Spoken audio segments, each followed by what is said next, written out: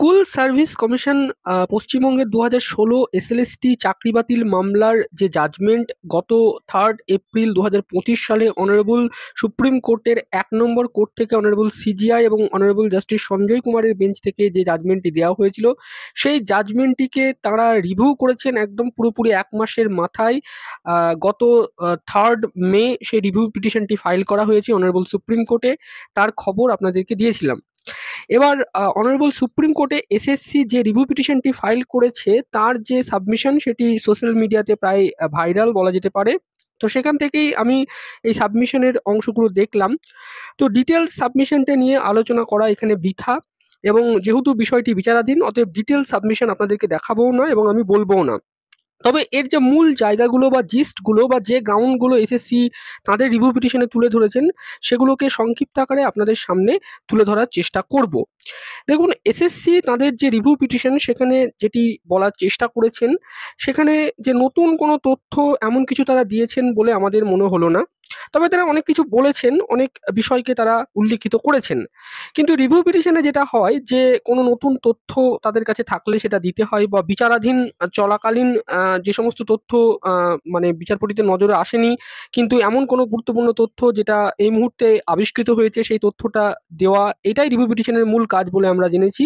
কিন্তু এই যে রিভিউ পিটিশনে সেখানে কিন্তু তেমন কোনো বিষয় দেখলাম না যেটা একদম নতুন। মূলত প্রত্যেকটা বিষয় এসএসসি যা বলেছে সেগুলো কোথাও না কোথাও মূল মামলায় আলোচিত হয়েছে, অথবা জাজমেন্টেও সেটা অ্যাডজুডিকেট করা হয়েছে, মানে সেটা জাজমেন্টও দেওয়া হয়েছে। তো এসএসসি যেটা করেছে যে সুপ্রিম কোর্টের যে মূল গত 3 এপ্রিলের জাজমেন্ট, সেই জাজমেন্টে কি কি ভুল রয়েছে, ত্রুটি রয়েছে, কোনগুলো সংশোধন করা উচিত, কোনগুলো রিভিউ করা উচিত, এই বিষয়টাই মূলত তাদের রিভিউ পিটিশনে তুলে ধরেছেন। তো রিভিউ পিটিশনের যে মূল যে গ্রাউন্ডগুলো সেগুলোকে এসএসসি এবিসিডি এভাবে লিখেছে। তো এসএসসির সাবমিশনটা অনেকটা বড়, প্রায় 1000 পৃষ্ঠারও অধিক।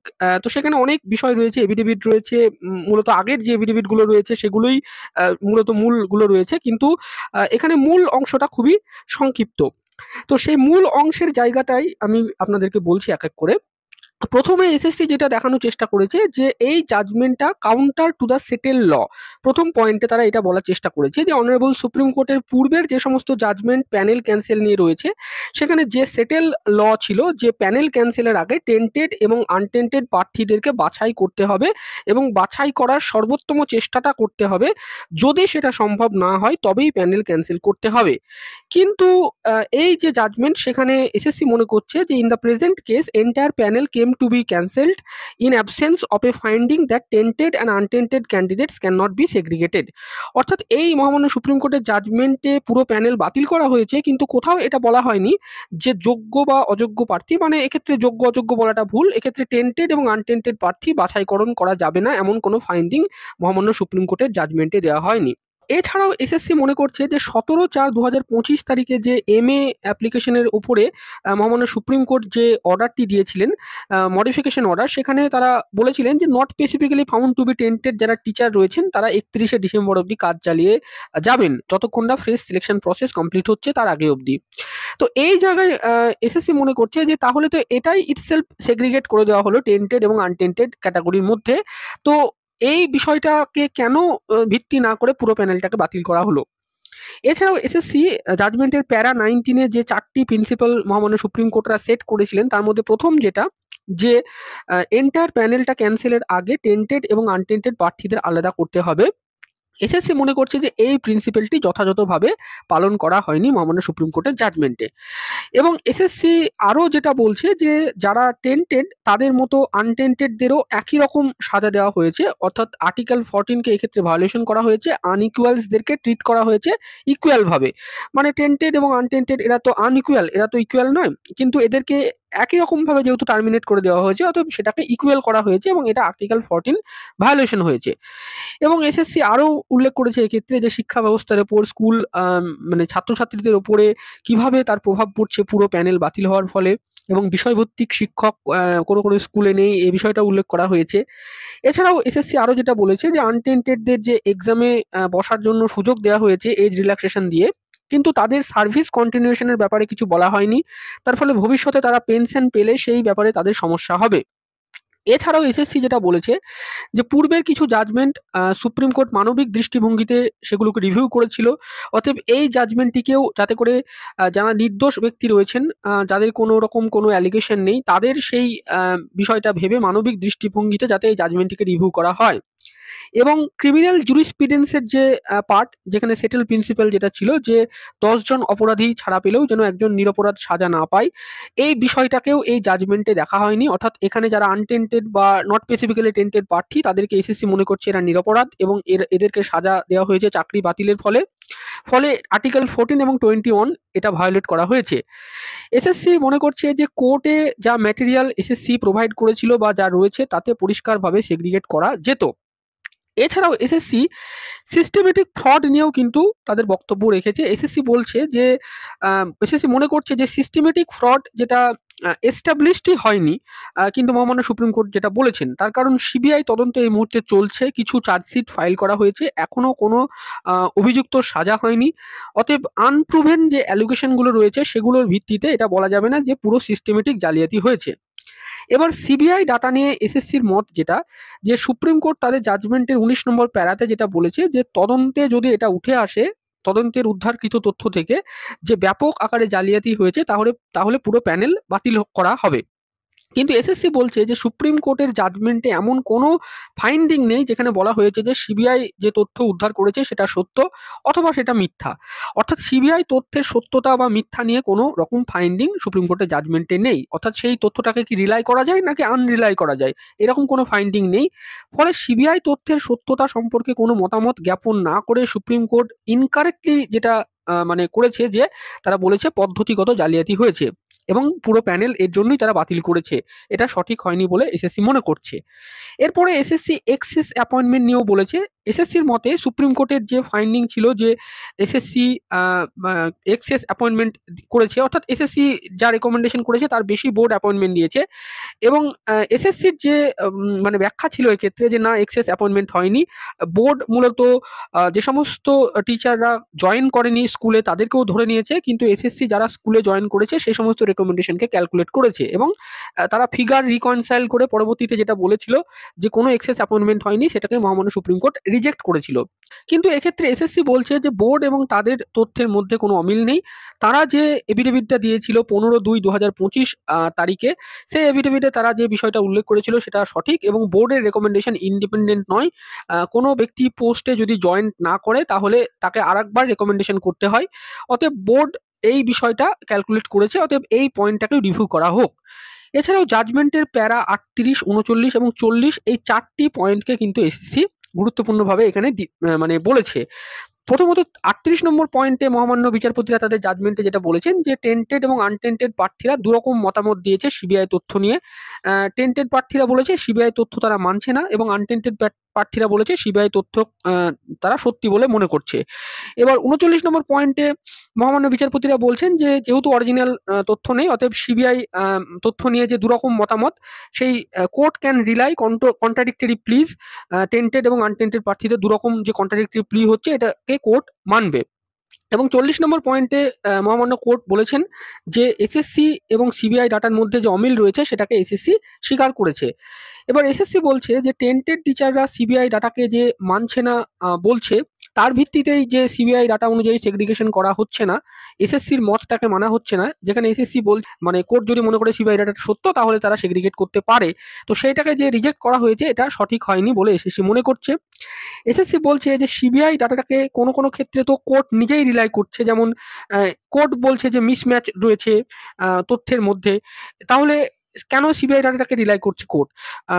সিবিআই ডাটাটাকে কোর্ট যদি না রিলাই করে তাহলে তো আলাদা ব্যাপার, কিন্তু কোর্ট যদি বলে মিসম্যাচ রয়েছে তাহলে তো কোর্ট এটাও বলতে পারে যে যাদের মিসম্যাচ রয়েছে তাদের ক্ষেত্রে যদি কোর্ট রিলাই করে তাহলে যাদের মিসম্যাচ নেই তাদের ক্ষেত্রে কেন রিলাই করা হবে না, তাদেরকে কেন আলাদা করা হবে না, এই বিষয়টাও কিন্তু কোর্টকে তুলে ধরেছে কোর্টে এসএসসি। এবং এসএসসি বলছে যে সুপ্রিম কোর্ট এটা বুঝতে অসমর্থ হচ্ছে যে যদি সিবিআই ডাটাটাকে নাই গ্রহণ করা হয় তাহলে তো কোনো মিসম্যাচই থাকবে না।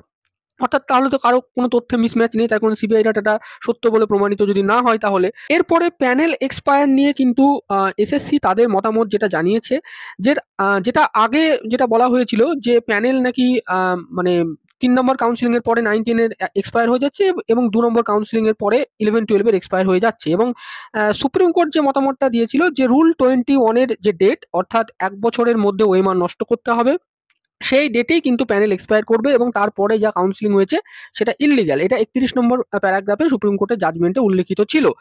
অতএব প্যানেল এক্সপায়ারের পরে যে মানে কাউন্সেলিং হয়েছে, সেক্ষেত্রে এসএসসি মনে করছে তার যথেষ্ট কারণ ছিল এবং তার ব্যাখ্যা 15/2/2025 তারিখের সাবমিশনে এসএসসি দিয়েছে। কিন্তু এই সাবমিশনটাকে কেন রিজেক্ট করেছে মহামান্য সুপ্রিম কোর্ট, তার সঠিক ব্যাখ্যা সুপ্রিম কোর্ট দিতে পারেনি। অতএব এই সাবমিশনটাকে যাতে পুনরায় গ্রহণ করা হয় এবং ওই যে প্যারাগ্রাফে প্যানেল এক্সপায়ারের ব্যাপারে বলা ছিল সেটাকে যাতে করে রিভিউ করা হয়, এমনই কিন্তু মতামত জানিয়েছে এসএসসি।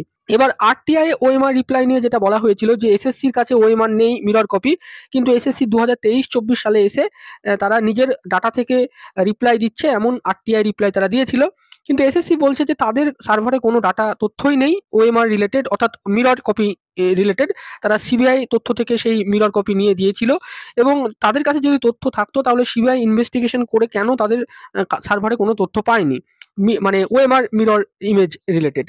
অতএব সেই আরটিআই রিপ্লাইটা তাদের তথ্য থেকে নয়, সেটা সিবিআই তথ্য থেকে। এবার সিবিআই ডাটা নিয়ে সুপ্রিম কোর্টে যেটা মানে সুপ্রিম কোর্ট যেটা বলেছিল যে সিবিআই ডাটার যেটা হ্যাশ ভ্যালু ডাটা স্ক্যানটেক এবং পঙ্কজ বনসেলের সেটা মিলে যাচ্ছে।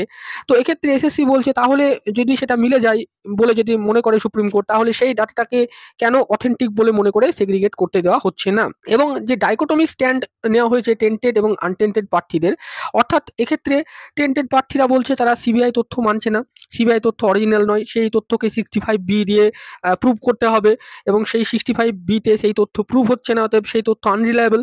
অন্যদিকে আনটেন্টেড প্রার্থীরা তারা বলছেন যে না, ওই তথ্যটাই সঠিক এবং তারা যে পরীক্ষা দিয়েছিল ওএমআরে সেই ওএমআরটাই সিবিআই উদ্ধার করেছে। তো এই যে দু রকমের স্ট্যান্ড, সেক্ষেত্রে কোর্ট কিন্তু কোনো তথ্যকেই মানে কোনো স্ট্যান্ডটাকে ডিসাইড করছে না, অর্থাৎ মহামান্য সুপ্রিম কোর্ট কার মানে স্ট্যান্ডটা সঠিক, টেন্টেডদের স্ট্যান্ডটা সঠিক না আনটেন্টেডদের স্ট্যান্ডটা সঠিক, এটাকে ডিসাইড করছে না। তো এইটাকে ডিসাইড করা উচিত ছিল বলে কিন্তু এসএসসি মনে করছে। এবং এক্সপায়ারি অফ প্যানেলের বিষয়ে সুপ্রিম কোর্টের যে একটা বিষয় ছিল যে এসএসসি বলেছিল যে প্যানেলে এক্সপায়ারের পরে কোর্টের নির্দেশেও তারা অ্যাপয়েন্টমেন্ট দিয়েছিল, কিন্তু সুপ্রিম কোর্ট যেটা বলেছিল যে কোর্ট সেই সময় নির্দেশ দিয়েছিল তার কারণ কোর্ট জানতো না যে প্যানেল এক্সপায়ার হয়ে গেছে। কিন্তু এসএসসি বলছে যে না, কোর্ট জানতো যে প্যানেল এক্সপায়ার হয়ে গেছে, তারপরেও কোর্ট নির্দেশ দিয়েছিল যে নিয়োগ করতে। অতএব প্যানেলের এক্সপায়ারের পরে নিয়োগটা ইললিগাল বলা যাবে না, সেখানে নানান কারণ ছিল। এবার ওএমআর নষ্টের বিষয়েও সুপ্রিম কোর্টে এসএসসি যেটা বলেছে যে ওএমআর নষ্টের বিষয়টা রুল 21 অনুযায়ী হয়েছে এবং মিরর ইমেজ রাখার ক্ষেত্রে যেটা বলা হয়েছিল যে মিরর ইমেজ না থাকার জন্য যোগ্য অযোগ্য আলাদা করা যাচ্ছে না। তো এসএসসির মতে মিরর ইমেজ রাখার কোনো প্রভিশনই বা রুল ছিল না এবং তার জন্য এসএসসি রাখেনি। আর গ্রুপ সিডির ক্ষেত্রে যেটা বলা হচ্ছে যে এক্সিকিউটিভ ইনস্ট্রাকশনের জন্য মানে এর নির্দেশে ওএমআর নষ্ট হয়, সেখানে কোনো রুল অবশ্য ছিল না ওএমআর নষ্টের জন্য। এবার সুপ্রিম কোর্ট একটা বিষয় বুঝতে অসমর্থ হয়েছে যে হাইকোর্ট বা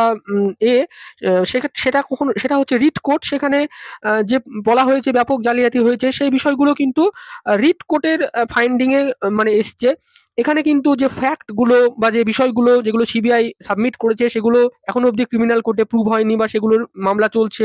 তো সেই বিষয়টা আনপ্রুভেন থাকা অবস্থাতেই ব্যাপক জালিয়াতি হয়েছে, এই বিষয়টা এই মুহূর্তে বলাটা ঠিক নয়, এমনটাই কিন্তু এসএসসি তাদের সাবমিশনেও বলেছে। এবং লাস্টে এসএসসির যে মেন প্রেয়ারটা ছিল যে পুরো যে জাজমেন্ট সেটাকে সেটাসাইড করতে হবে 3/4/2025-এর, সেটাকে রিভিউ করে।